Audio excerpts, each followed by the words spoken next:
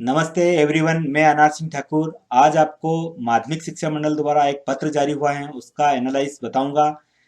उसमें नई राष्ट्रीय शिक्षा नीति एवं शैक्षणिक सत्र 2020-21 कक्षा 9वीं से 12वीं तक के बच्चों के पढ़ाई के संबंध में और परीक्षा के संबंध में विवरण दिया गया है। इस वीडियो को आप अंत तक जरूर देखें ताकि पूरा वीडियो देखने पर आपको सारी प्रक्रिया समझ में आ जाएगी। और अभी तक आपने मेरे चैनल को लाइक नहीं किया है, सब्सक्राइब नहीं किया है तो आप जल्दी करें। और वीडियो अच्छा लगे तो अपने दोस्तों को शेयर करें। ये माध्यमिक शिक्षा मंडल का जो पत्र है आपके सामने, इसमें उन्होंने समस्त प्राचार्य को, जो शासकीय विद्यालय और अशासकीय विद्यालय को दिया है, उसमें नई राष्ट्रीय शिक्षा नीति एवं शैक्षणिक सत्र 2020-21 का पूरा विवरण दिया गया है। आप वीडियो को अंत तक जरूर देखें ताकि आपको पूरी प्रक्रिया समझ में आ जाए। देखिए, सबसे पहले मैं बताऊंगा कि इस पत्र में दिया है कि माननीय प्रधानमंत्री श्री नरेंद्र मोदी जी द्वारा नवीन राष्ट्रीय शिक्षा नीति 2020 लागू की गई है। शिक्षा नीति का उद्देश्य विद्यार्थियों को global citizen with national objective and national goals बनाना है। माननीय प्रधानमंत्री जी के उद्बोधन में शिक्षा की गुणवत्ता पर जोर देने, शिक्षा सिखाने, अनुसंधान एवं नवाचार उन्मुखी बनाने तथा छात्रों की रुचि के अनुसार विषयवार चयन की सुविधा दिए जाने पर जोर दिया गया है। प्रधानमंत्री जी के शब्दों में नई शिक्षा नीति व्हाट टू थिंक के स्थान पर हु टू थिंक पर केंद्रित है। तो ये तो हो गई प्रधानमंत्री वाली बात।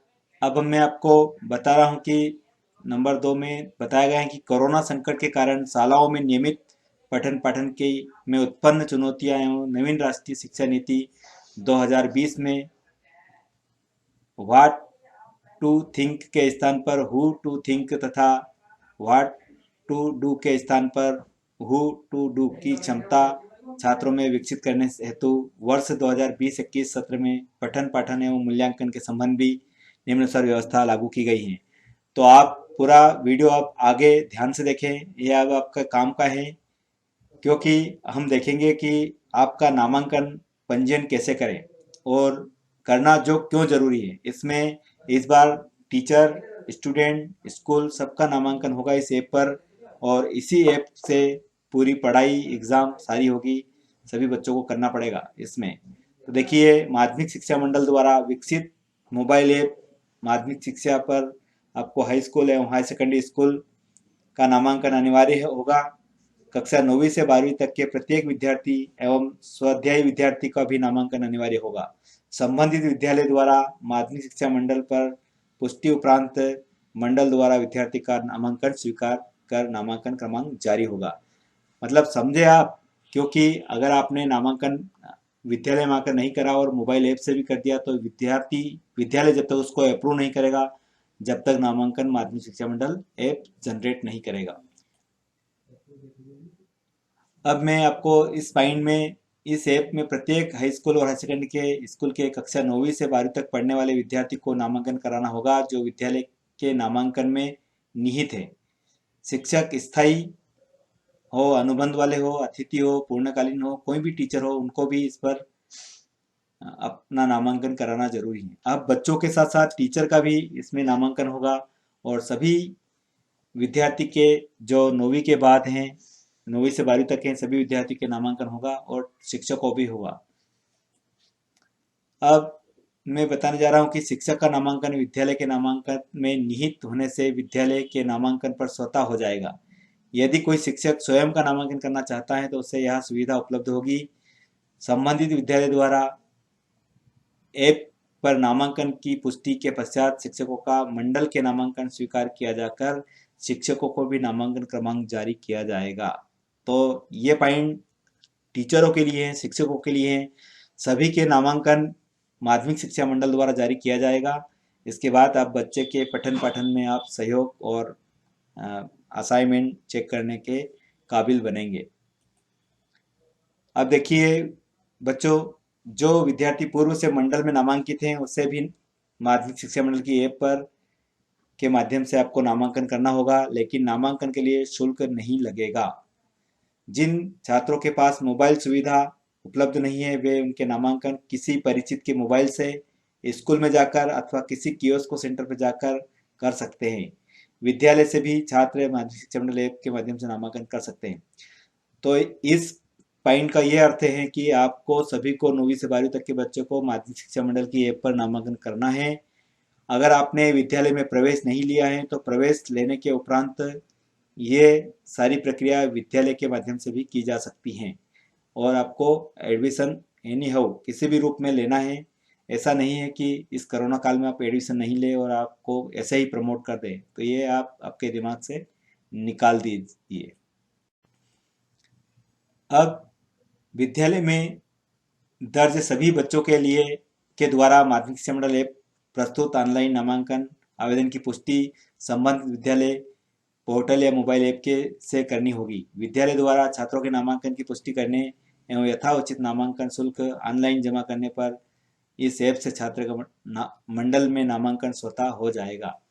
इस पॉइंट का मतलब यह है कि नामांकन करने के बाद में विद्यालय का जो नामिनी जो शुल्क है मंडल का, वो होने के उपरांत आपका नामांकन हो जाएगा। अब आगे है कि वार्षिक परीक्षा के लिए प्रत्यक्ष नामांकन अथवा परीक्षा फॉर्म भरने की आवश्यकता नहीं होगी। संबंधित विद्यालय छात्र से परीक्षा शुल्क प्राप्त करेगा। अब यहाँ पर यह स्पष्ट कहा गया है कि बोर्ड इस बार अभी परीक्षा फॉर्म और परीक्षा शुल्क नहीं ले रही। इसके लिए आप विद्यालय छात्र से परीक्षा शुल्क प्राप्त करेगा और छात्र द्वारा चयनित विषय की पुष्टि करने के उपरांत उन्हें विद्यार्थियों की परीक्षा शुल्क मोबाइल ऐप के माध्यम से माध्यमिक शिक्षा मंडल के खाते में जमा करना होगा। अब यहाँ आपको समझ में आया है कि आपको विषय की पुष्टि करने के बाद विद्यार्थियों का परीक्षा शुल्क मोबाइल ऐप से माध्यमिक शिक्षा मंडल के खाते में जमा करना होगा। अलग से परीक्षा फॉर्म नहीं भराएंगे, लेकिन उसको परीक्षा शुल्क बोर्ड लेगा, उसका पत्र अलग से वो जारी करेगा। इसके बाद जो पैसे ऑनलाइन जमा होते हैं ही विद्यार्थी का वार्षिक परीक्षा पंजीयन मान्य हो जाएगा और उसका प्रवेश पत्र वह स्वयं अथवा विद्यालय के माध्यम से मंडल के पोर्टल से निकाल सकेगा। समझ गए आप? वही नामांकन करना है और परीक्षा फॉर्म की शुल्क जमा करना है और तो आपका प्रवेश पत्र जनरेट हो जाएगा। मोबाइल ऐप माध्यमिक शिक्षा मंडल के माध्यम से ही संबंधित विद्यालय से उसे शिक्षक को कक्षा छात्र एवं विषय आवंटित कर सकेगा। किसी भी शिक्षक को आवंटित कक्षा छात्र में परिवर्तन की दशा में माध्यमिक शिक्षा मंडल ऐप के माध्यम से विद्यालय को जानकारी अद्यतन करनी होगी। अब ये यहाँ पर आप सुनिश्चित कर लें कि हर टीचर को माध्यमिक शिक्षा मंडल की ऐप पर पंजीकृत कराना है और साथ ही विद्यार्थी को उनको अलग अलग डिवाइड करना है। जैसे किसी विद्यालय में 100 बच्चे हैं तो 100 बच्चों को 4 टीचर में 25-25 बच्चे को आवंटित करना है और उन बच्चों की असाइनमेंट और होम असाइनमेंट ये सब वो टीचर ही करेगा।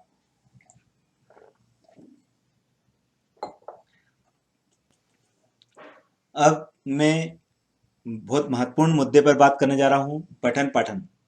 जो विद्यार्थी इस वर्ष देख रहे हैं कि बहुत सारी ऑनलाइन क्लास विद्यालय लगा रहे हैं, विद्यालय डिजीलैब पर रोज वीडियो भेज रहे हैं, यूट्यूब लिंक भेज रहे हैं, लेकिन कोई बच्चे पढ़ाई पर ध्यान ही नहीं दे रहे।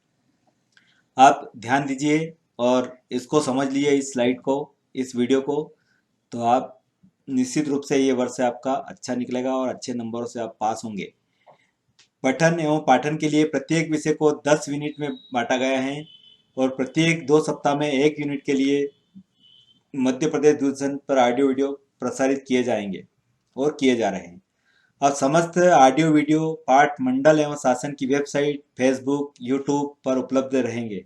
विद्यालय शिक्षक विद्यार्थी अपनी सुविधा अनुसार इन्हें डाउनलोड भी कर सकते हैं और इनका उपयोग कर सकते हैं।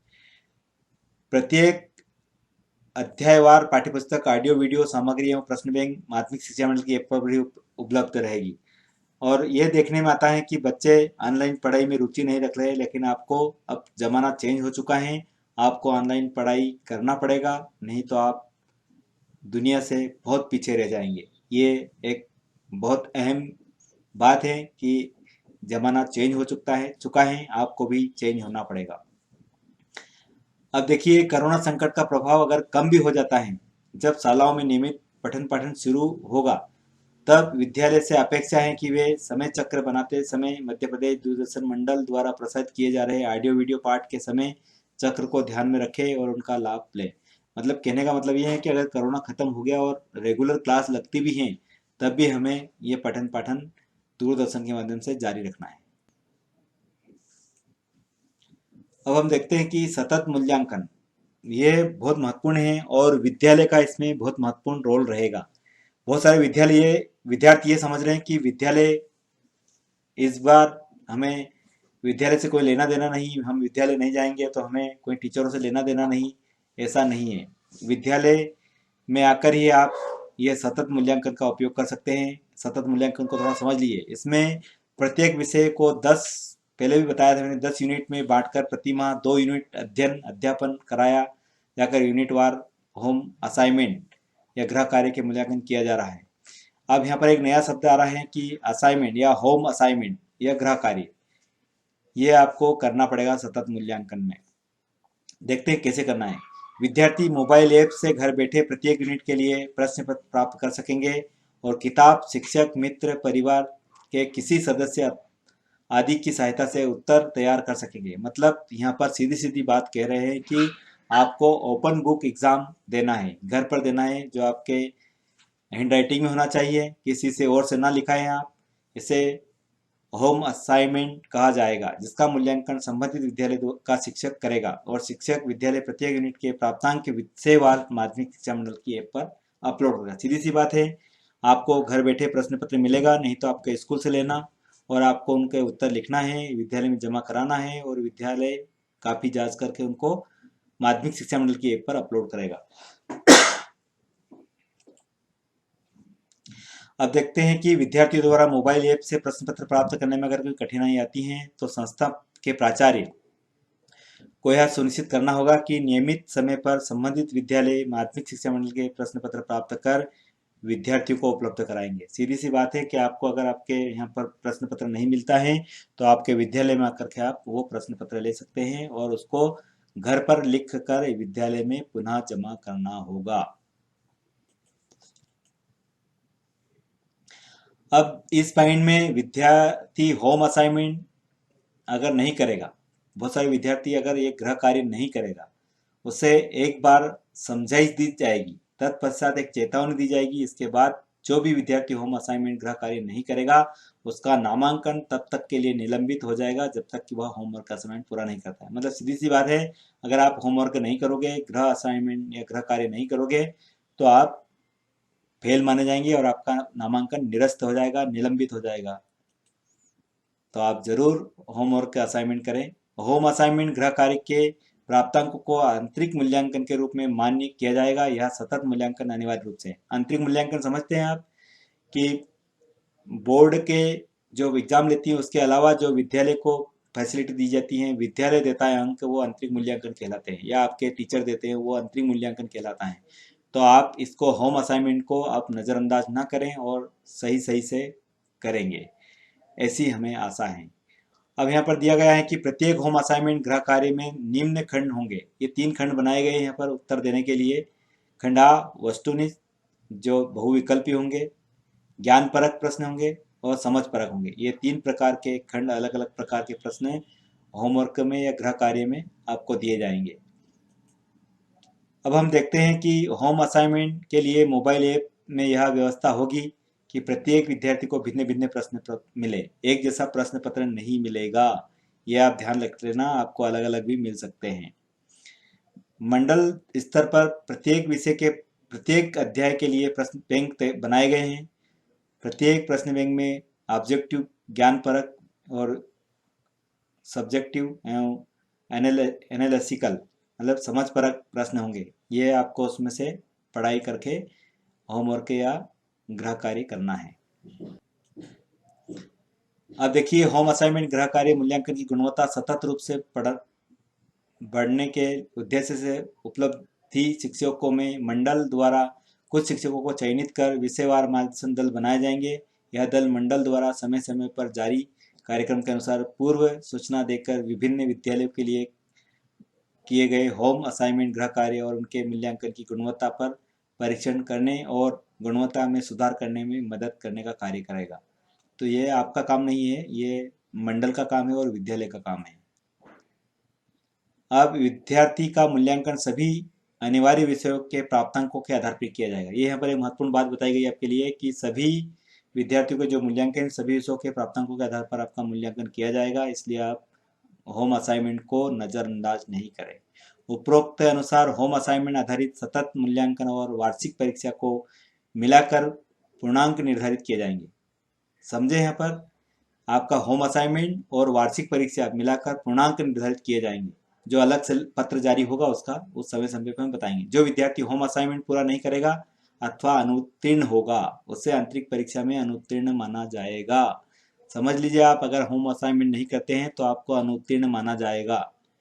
होम असाइनमेंट एवं वार्षिक परीक्षा में पृथक पृथक पूर्णांक संबंधित आदेश पृथक से शीघ्र जारी किए जाएंगे। होम असाइनमेंट और वार्षिक परीक्षा में कितने कितने अंक होगा ये अलग से एक आदेश आएगा, वो समय पे बाद में आपको हम बताएंगे और शेयर करेंगे। अब देखिए, कक्षा 9वीं एवं 11वीं की वार्षिक परीक्षा विद्यालय स्तर पर होगी, पहले भी होती थी, है ना।